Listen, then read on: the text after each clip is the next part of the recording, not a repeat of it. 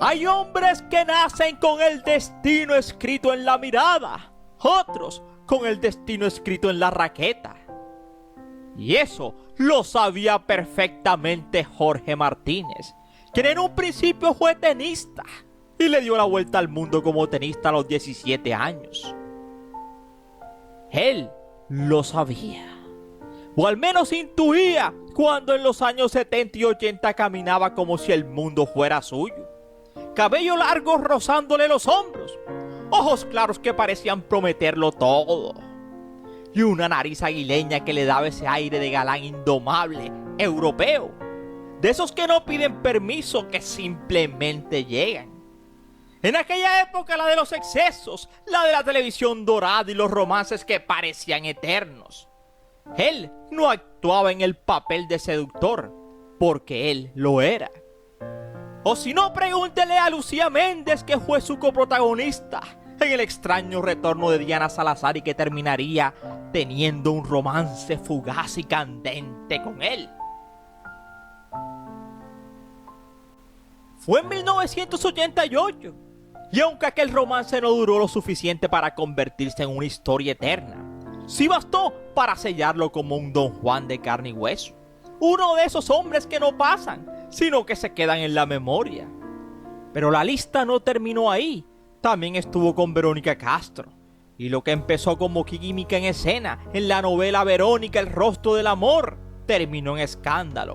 Porque el amor, cuando se mezcla con secretos, deja de ser romance y se convierte en un incendio. Años después ella no hablaría de pasión, hablaría de engaño, de abuso emocional y de un hombre que nunca dijo toda la verdad, de vividor. Y entonces el galán empezó a gritarse, al punto que a sus 78 años Jorge Martínez diría: si hoy me la cruzo por la calle, no la saludo, porque es muy fuerte.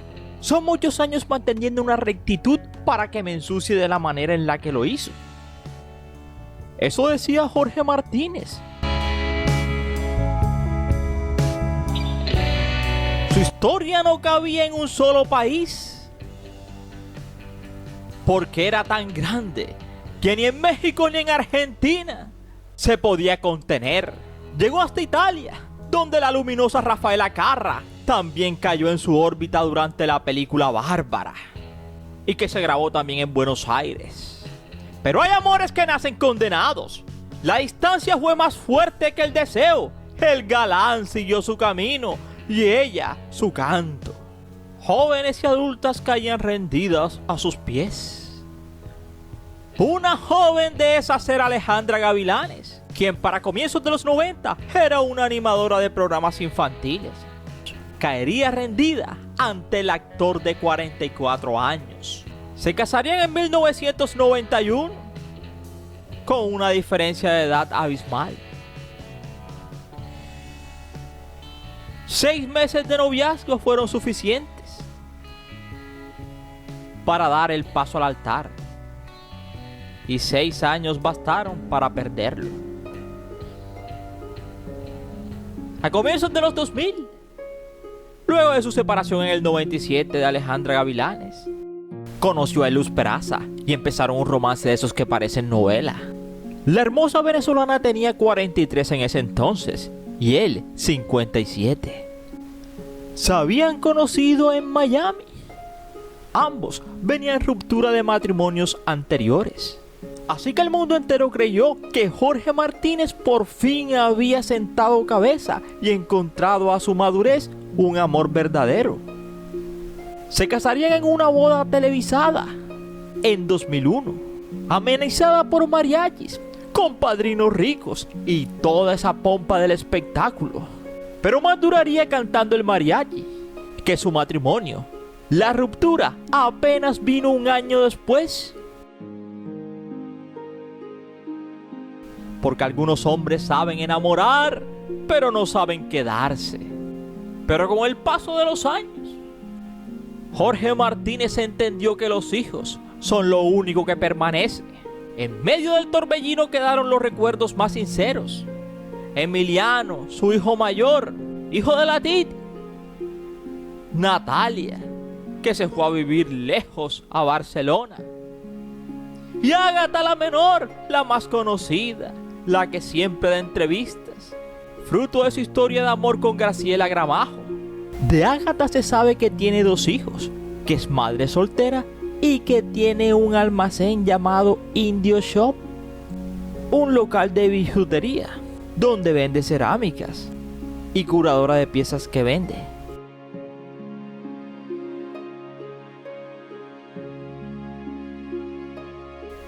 Ellos, sus hijos, no eran aplausos, no son portadas y tampoco son escándalos. Son lo único real que le queda, porque a veces la realidad supera la ficción.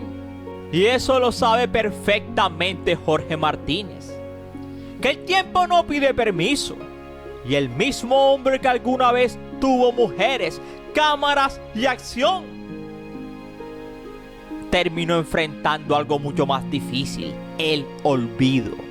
Problemas económicos, la ruina, crisis emocionales, mentales, internaciones psiquiátricas y una depresión que no hacía ruido, pero que lo consumía. Llegó en el 2023 a la Casa del Teatro en Buenos Aires, una especie de asilo, un lugar donde los aplausos ya no llegan, pero al menos alguien recuerda quién fuiste. Allá, lejos del calor de un hogar, lejos del calor de una familia. Pero como dicen, el que nace pa' pastel del cielo le caen las hojas. En 2025, y como si la vida quisiera darle el último giro, apareció Dafne, una mujer del pasado que volvió cuando todos los demás ya se habían ido. Lo buscó, lo encontró, lo llevó a México. Incluso le propuso matrimonio. Y cuando llegaron a México se lo llevó a vivir a su mansión. Pero hay batallas que no se ganan con amor. Y él regresó, no a la fama, no a los reflectores, sino al silencio de ese hogar donde los actores esperan lo que venga o lo que sea, en la mansa calidez de un asilo.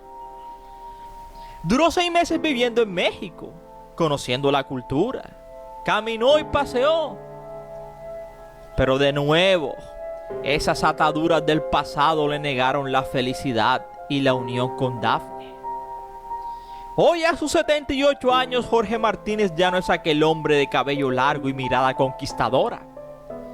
Hoy el cabello lo tiene canoso. Es otra cosa. Es el recuerdo de una época. Es la prueba de que la belleza se va y que el aplauso se apaga. Y que el amor, cuando no se cuida, también se pierde.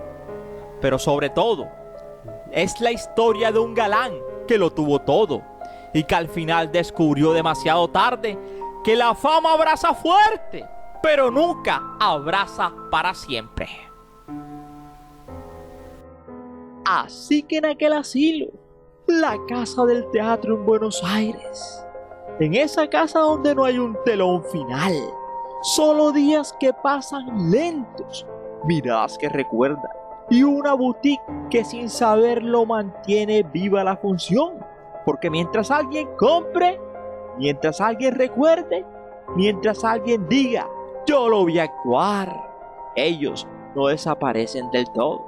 Y así en el silencio, en esa esquina de Buenos Aires, la Casa del Teatro sigue cumpliendo su papel más difícil, el de darle un último hogar a quienes alguna vez lo tuvieron todo y hoy sobreviven gracias a lo que queda de su historia. Pero hay algo de paradoja en esta historia, y es triste, pero bella.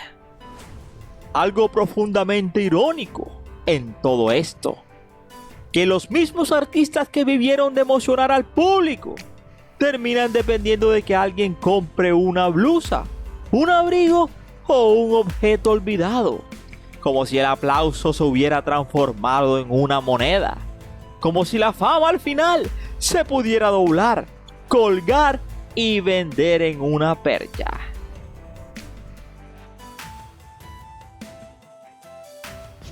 Y esperamos que te haya gustado este interesante video. No sin antes decirte gracias por preferirnos.